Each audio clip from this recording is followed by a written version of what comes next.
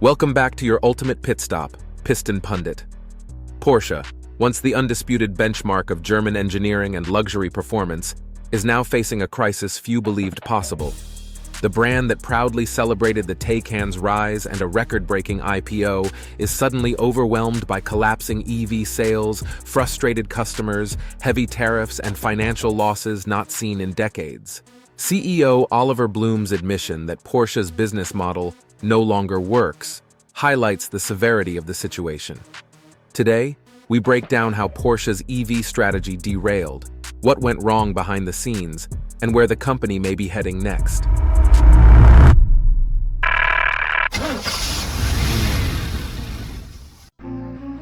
The rise, Porsche's big EV leap, and the Taycan's early glory. Porsche's current crisis makes more sense when you look back at the electric ambition that once defined its future. In 2019, the brand launched the Taycan, positioned not as just another EV, but as the first electric sports car infused with true Porsche DNA. Branded under Soul Electrified, it delivered everything on paper: explosive acceleration, ultra-fast charging, sharp handling, and a premium cabin. Critics praised it, early owners loved it, and the global auto industry viewed EVs as the inevitable next chapter. With Tesla surging and regulators tightening emissions rules, Porsche jumped in with confidence. CEO Oliver Blume outlined a bold plan to electrify half the lineup by 2025 and surpass 80% EV sales by 2030. Volkswagen backed this push with massive battery investments, supported by Porsche's blockbuster 2022 IPO. Taycan sales doubled to over 40,000 units by 2023, nearly matching the iconic 911.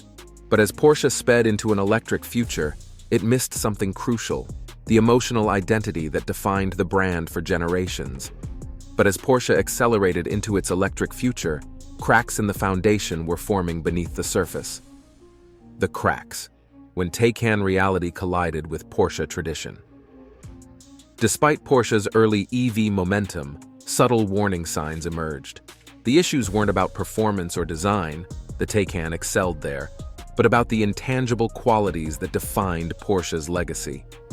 Longtime owners missed the flat six soundtrack, the mechanical feedback, and the visceral feel that made a Porsche feel alive. The Taycan was incredibly fast, yet emotionally quiet. Then came the real problems. Owners reported software glitches, frozen screens, faulty sensors, CarPlay dropouts, malfunctioning door handles, and charging inconsistencies. Service centers struggled, and a whistleblower claimed 60% of Taycans faced battery-related failures requiring costly, time-consuming repairs. Many cars sat for months waiting on parts or guidance from Germany. A major recall of 27,000 Taycans for potential short-circuit risks further eroded trust, and depreciation skyrocketed. Some Taycan Turbo S models lost two-thirds of their value. Instead of rebuilding confidence, Porsche raised prices by nearly $9,000 in 2024.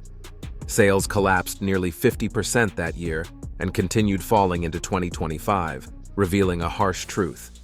Porsche's EV push was misaligned with its core buyers. Before we delve deeper, do us a favor and smash that like and subscribe button. This helps us reach more auto enthusiasts just like you. And just as Porsche battled internal problems, the global economic landscape delivered an even harsher blow. The global storm: tariffs, China's downturn, and Porsche's financial spiral. Porsche's internal troubles were serious, but global pressures turned them into a full-blown crisis. In the United States, steep tariff increases on European cars under the Trump administration added hundreds of millions in extra costs. Porsche was forced to raise prices across key models like the Macan and Cayenne, risking slower demand in its strongest market. But the real disaster unfolded in China. Once Porsche's profit engine, the market collapsed. Sales fell 28% in 2024 and another 28% in early 2025. Chinese EV brands launched tech-packed, affordable models that made the Taycan look overpriced. Germany and Australia also posted double-digit drops, tightening the squeeze. Financially, Porsche went from a €974 million quarterly profit in 2024 to a €966 million operating loss by Q3 2025. The company scrapped in-house battery plans, delayed EV launches, cut thousands of jobs, and absorbed a €3.1 billion EV-related hit. Even Porsche SE saw profits drop 36%. In just a few years, Porsche shifted from engineering powerhouse to a brand fighting for stability in a volatile global market. Yet even these global pressures weren't Porsche's deepest challenge. The brand was losing its identity. The identity crisis, losing sight of what made Porsche, Porsche. Amid tariffs and collapsing markets, Porsche faced an even deeper problem. It drifted away from the emotional identity that defined the brand. Porsche owners never bought cars for specs alone. They bought the flat-six growl, the steering feel of a 911, and the mechanical soul woven into every drive. The Taycan, brilliant as it was, couldn't replicate that connection. It delivered performance but not the visceral spark enthusiasts expected. Tesla drivers embraced silence and instant torque. Porsche's loyalists did not. Instead of attracting new buyers, Porsche alienated old ones. Meanwhile, combustion models like the 911, Macan, and Cayenne continued thriving, and even Ferrari struggled to generate demand for full EVs. The message was unmistakable. Performance doesn't define a sports car. Emotion does. By mid-2024, Porsche quietly lowered its 80% EV target for 2030. Plans for fully electric models, such as the Cayenne, were revised to keep combustion and hybrid options alive. Porsche hasn't abandoned EVs, but it now recognizes its soul can't be rebuilt with batteries alone. And with identity shaken and profits collapsing, the next step was inevitable. Leadership had to change. The reset: leadership, job cuts, and Porsche's new roadmap. As losses mounted and customers grew frustrated, pressure finally hit Porsche's leadership. Investors had long questioned Oliver Blume's dual role leading both Porsche and Volkswagen, and the crisis forced the issue.